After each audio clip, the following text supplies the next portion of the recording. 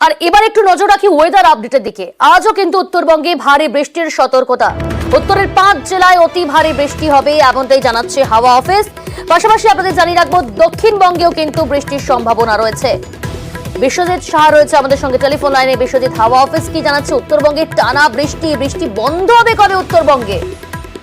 একদমই প্রথমে উত্তরবঙ্গের কথাতে আসি। দুর্যোগে দুর্ভোগ আমরা আগেই জানিয়েছিলাম যে এ সপ্তাহে এরকম পরিস্থিতি তৈরি হতে পারে এবং প্রবল বর্ষণ হচ্ছে। শুধুমাত্র উত্তরবঙ্গের বর্ষণ নয়, সিকিম এবং উত্তর পূর্ব ভারতের বিশেষ করে আসাম প্রবল বর্ষণ হচ্ছে এবং সেখানে বন্যা পরিস্থিতি তৈরি হয়েছে এবং সেই জল এসে উত্তরবঙ্গের নদীর জলস্তর বাড়াচ্ছে। পাশাপাশি উত্তরবঙ্গেও গত 24 ঘন্টায় প্রায় 200 থেকে 300 মিলিমিটার পর্যন্ত বৃষ্টি হয়েছে আলিপুরদুয়ার, কোচবিহারের বিভিন্ন জায়গায়। এবং এই যে এই বৃষ্টি চলবে আগামী রবিবার পর্যন্ত। উত্তরবঙ্গে ভারী থেকে অতি ভারী সতর্কতা রয়েছে। উত্তরবঙ্গের ওপরের দিকের 5 জেলা দার্জিলিং, কালিম্পং, আলিপুরদুয়ার, কোচবিহার, জলপাইগুড়ি এই জেলাতে অতি ভারী বৃষ্টির সতর্কতা রয়েছে।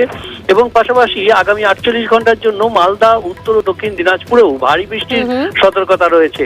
অর্থাৎ প্রবল বর্ষণ হবে। তাতে পর্যটকরা যারা যাচ্ছেন বা ওখানে রয়েছেন তাদের জন্য আলিপুর আবহাওয়া দপ্তরের পূর্বাভাস যে কোনো সময় ধস নামতে পারে। পার্বত্য এলাকার যে কোনো রাস্তায় ধস নামতে পারে, নদীর জলস্তর বাড়তে পারে, নিচু এলাকা প্লাবিত হতে পারে। অর্থাৎ দুর্যোগে দুর্ভোগে কাটবে উত্তরবঙ্গে এই সপ্তাহ, অন্তত এই পরিস্থিতিতেই কাটবে। দক্ষিণবঙ্গের ক্ষেত্রেও ভারী বৃষ্টির সম্ভাবনা রয়েছে, তবে হালকা রেইন বা রিমঝিম বৃষ্টি চলবে দক্ষিণবঙ্গেও। শনিবার পর্যন্ত এই পরিস্থিতি বজায় থাকবে।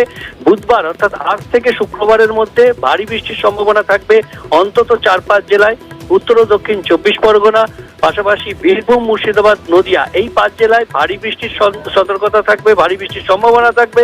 বাকি কলকাতা সহ সব জেলায় উত্তরবঙ্গের পাশাপাশি দক্ষিণবঙ্গেও ভারী বৃষ্টির সম্ভাবনা জানাচ্ছে হাওয়া অফিস। ধন্যবাদ।